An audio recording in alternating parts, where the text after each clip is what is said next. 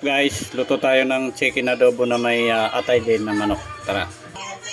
Nain muna natin yung atay.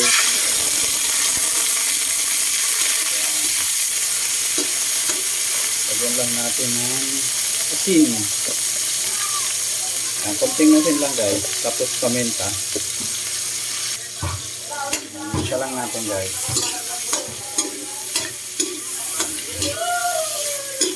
O-over ko kasi ito pag sinabay mo dun sa manok mga 2 minuto na pag-isa, okay na yan.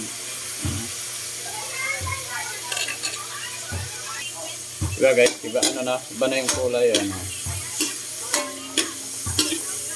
Dudurog kasi ito pag sinabay mo dun sa sa chicken. Overcook. Ayan, upload na guys, tanggalin na natin. Para mamaya lagyan din natin yan ng mantika, tapos gisa na natin yung chicken. Diba? Lagyan ulit natin konting mantika. Hop! Yeah. Bawang guys, bawang. Luya. Naglalagay ako guys pag luya, pag adobo na manok. Para kahit pa paano, malanta kasi manok guys kaya kahit pa paano naglalagay ako konting luya. Sibuyas. Ikan mo lang yan hanggat maluto yan. Konting brown. Lagay lang natin yung chicken. Daming guys, daming bawang. Sarap kasi pag maraming bawang pag adobo Matutong-tutong na nga tayo. Masarap yan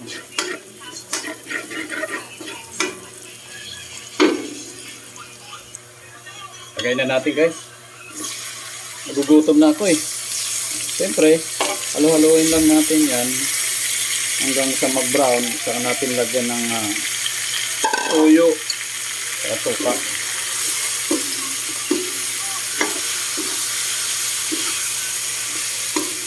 Maraming bawang Ganon kasi pag nag-adobo ako maraming bawang.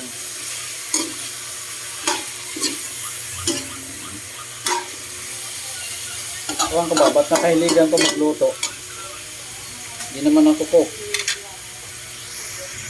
Kamintang buo guys, pero dinurog ko para minsan kasi pag buo nakakagat, maanghang Konting asin guys, konting asin kasi lalagyan pa yan ng toyo mamaya Siyempre, haluin lang natin. Diba? Konting brown na. Pag nag-iba talaga kulay niyan, lagyan na natin ng toyo sa suka.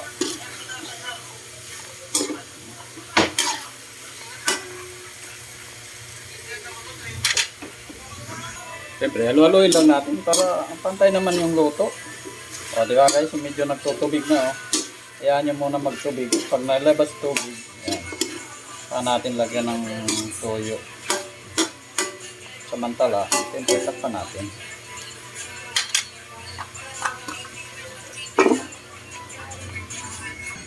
Tingnan ulit natin. Wow! Ebe! Ayan. Yan natin lagyan ng toyo.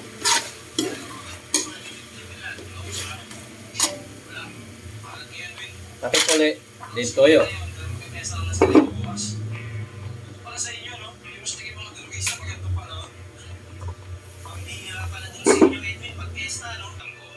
Toyo guys, tsatsahan lang.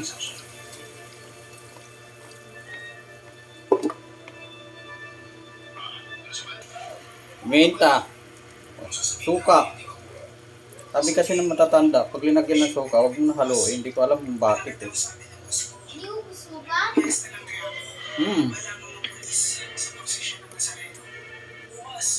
Ay, pag maramdaman ko na yung asin mo. Ha? Asin? Bakit? Ayan Kapalin mo. Lalagyan pa naman yun ng tubig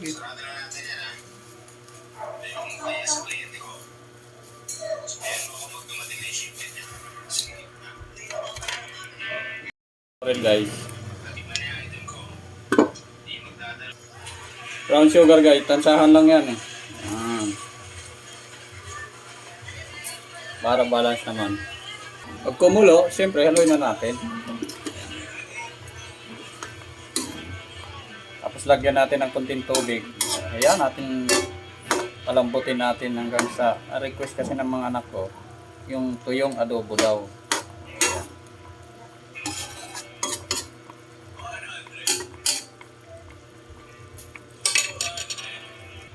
Lagyan natin tubig guys. O, palambutin natin ng mga 25 minutes saka natin balikan. Natin yung ano guys, atay. Ayan. Huwag lang natin haluin. O. Balikan natin after 20 minutes. Natin guys, tingnan natin. Ayan. Konti na lang yung sabaw. So, mga ano pa, mga 15 minutes pa. Maganda kasi pag naluluto ito ng dahan-dahan lang eh. Talagang nasip-sip yung lasa eh. Panulin natin.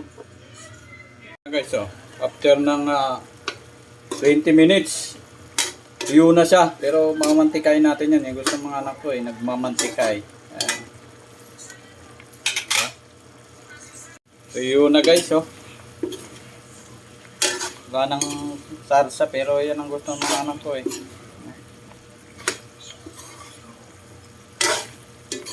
Meron pa naman, kunti na lang. Diba?